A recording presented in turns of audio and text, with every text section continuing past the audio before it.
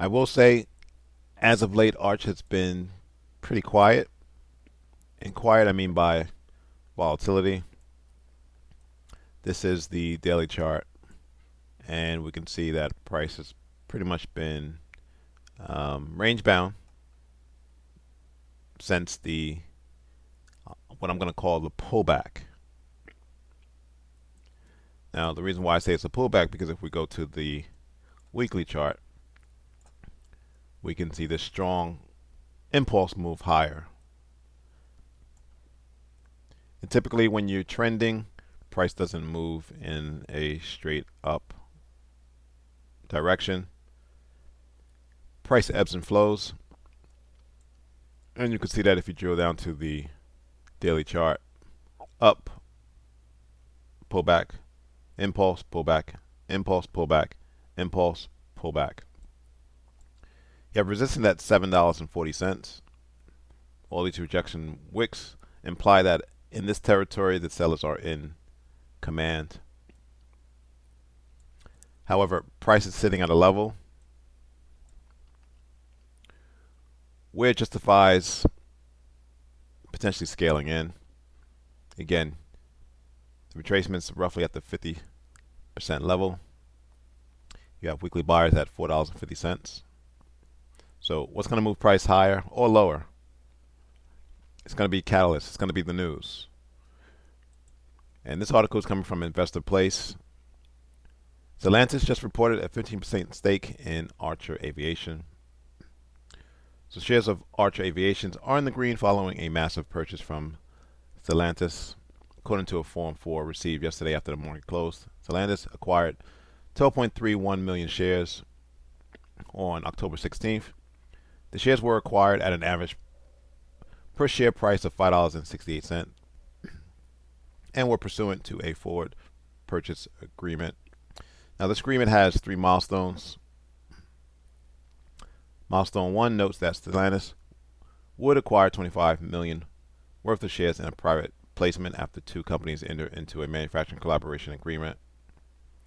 And then we'll jump down to this milestone 3, in which they would acquire another $55 million worth of Archer shares in a private placement.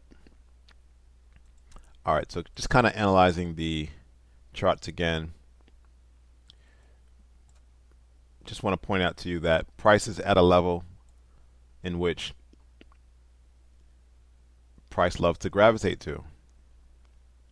Back in November of last year, it served as support.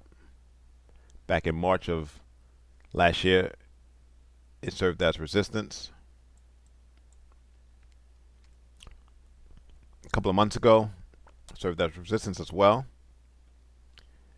And technically, it should serve as support. If this band doesn't hold price up, again, you have this weekly bias level at $4.50. And this is what I consider a bear trap.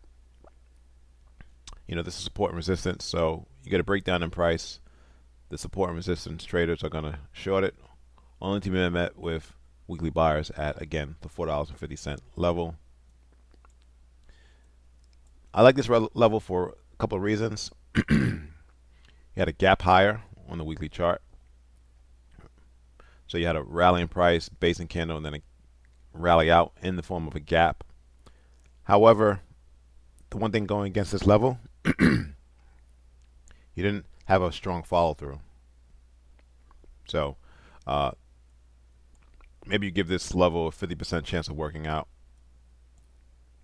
Price has already reacted to it. Let's go down to the daily chart. See price trickle its way down, found buyers, but not on strong volume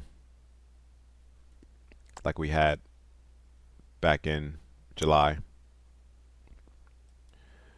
So that's going to determine when the volatility period ends. It's going to end when strong volume kicks in, whether it be buyers or sellers. That remains to be seen. It's worth noting that the 200-day moving average continues to move up nicely.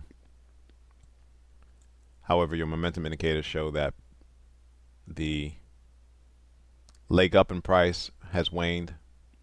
Again, this could just be a pullback before the next leg up. You do have the 50-day moving average plateauing and starting to point down, but no chance of a death cross at this time. The chart suggests price is still bullish. This is the monthly chart, and we can definitely see how price bottomed near that $2 level. And what's preventing price from moving higher, again, resistance at the $7.40 level.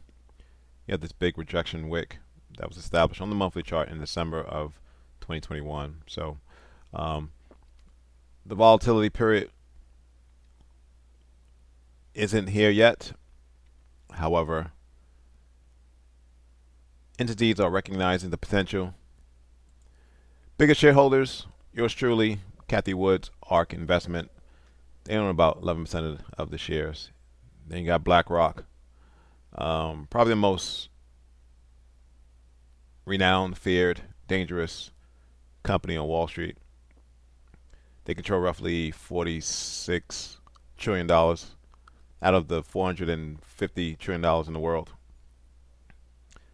Nico, and then Vanguard Group. Between BlackRock, the Vanguard Group, and Fidelity, they control about 10% of the world's cash.